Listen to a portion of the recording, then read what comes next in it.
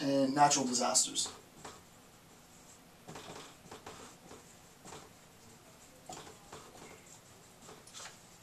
Right? So when we talk about all hazards focus, we have sort of three general accounts. Obviously, the scope of an all hazards focus, an all hazards practitioner, is a larger scope, right? And it includes more, because not only does it include terrorism, but it also includes man-made disasters and the various forms that that takes, and natural disasters and the various forms that that takes. So you can see where there is a bit of conflict, internal conflict, among practitioners in this Homeland Security analysis or national security analysis, right? And he also, in fairness to Alpern, he makes a distinction between a third class, which is a hybrid between sort of the all hazards and the terrorist focus, right? That it's a little bit of both. But just so that you have the polemical account between, or the extreme accounts of this analysis, we have terrorism and terrorist focus on one hand, and then we have the all hazards on the approach. The all hazards approach is obviously larger, the scope is bigger, the terrorist focus is more pinpoint, is more specific analysis. What I've done on page 2 is I've created an image to represent conceptually the distinction between these forms of disasters or terrorist attacks.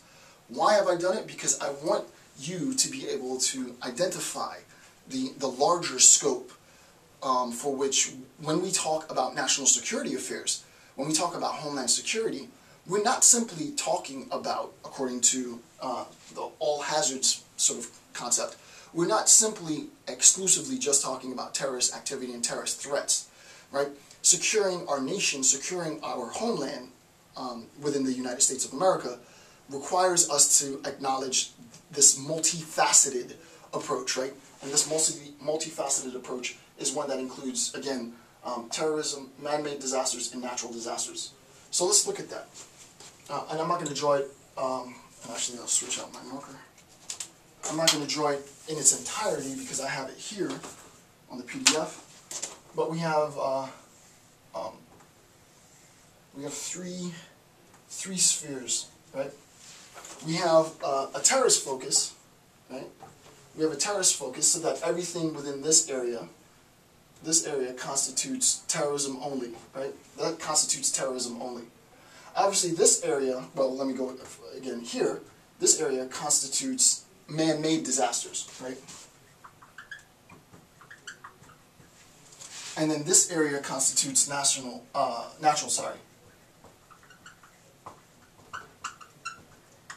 And then we have the sort of the interlacing of all, right? We have a bit of terrorism and man-made disaster being here, right? That would be this region. We have natural disasters here. We have a bit of natural disasters with man-made disasters here, and so on, right? And then we have the mix of all three in the center. The mix of all three in the center is, properly speaking, our all hazards, right? So that our all hazards focus is going to constitute, and this might look completely insane, hopefully it makes more sense here, our all hazards focus is going to address both terrorism, and not both, but in all of terrorism, man-made disasters, and natural disasters, right? So obviously the scope of all hazards is much, much larger. It's that reason, it's precisely this reason, and the inclusion of man-made disasters and natural disasters, including events like the tornado that just swept across the United States, or being a natural disaster. Man-made disasters might be, corporate oil spill, so on. All of these accounts, according to those who ascribe to a more terrorist-focused assessment of national security or homeland security, they say that man-made and natural disaster focus detracts from national security, because when we're talking, according to this account, when we're talking about national and homeland security, we should only be talking about terrorism. And they defend that in a number of ways. For me, it's not so much that we get into the distinction between sort of ideological separation between terrorist focus and all hazards focus. All I want to do is present that information. I've provided a ton of resources so you, on your own account, can go back and investigate more the distinction between an all hazards focus and a terrorist focus approach rather to national security. The next figure, I actually took this figure, amended it a little bit, not amended, but I changed it a little bit. I got this from Patrick Massey, right? Generalization Hazards, and this is in the Journal of Homeland Security Affairs. So, in the Journal of Homeland Security Affairs, Massey introduces this concept, and he introduces sort of the structure, and I thought it was a very good way of making sense of the various forms of hazards.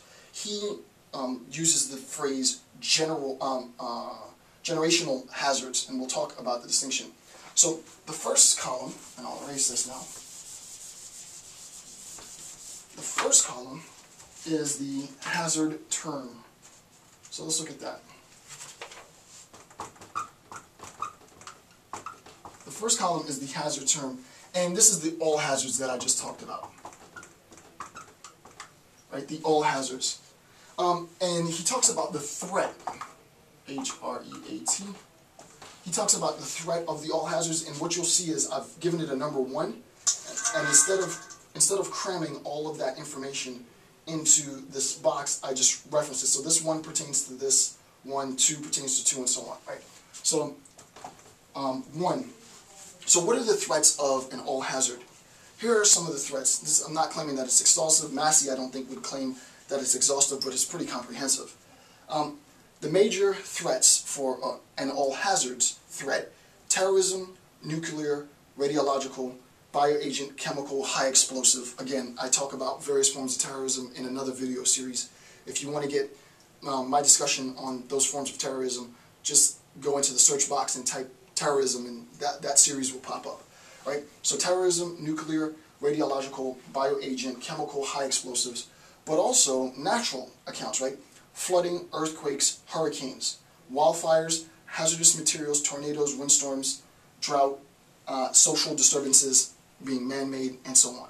So you can see that when we're talking about an all hazards threat, it's going to include, he said, social disturbances, obviously man-made, hurricanes, obviously natural, and then bioagent, chemical, high explosive, obviously terrorist, right? So when we're talking about an all hazards threat, that threat constitutes all 3.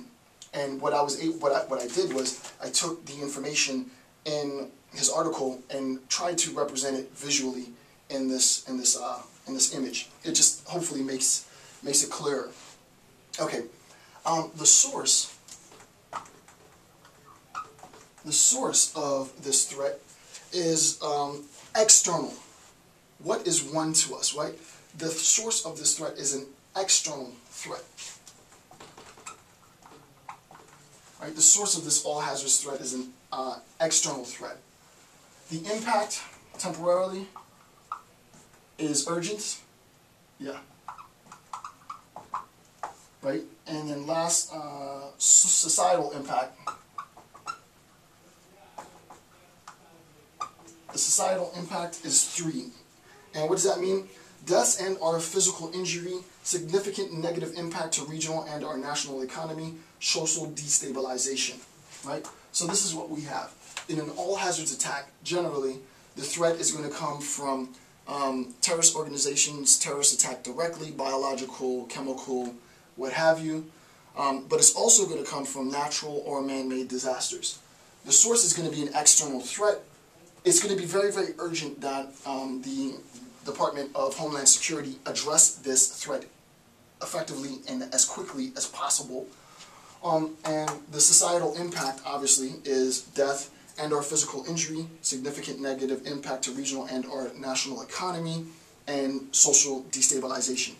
In subsequent parts of this video, I'm going to get into a little bit more, quite a bit more analysis of the social impact of these threats, right? Because that's the point, right? What is the social impact of a terrorist threat to the United States of America?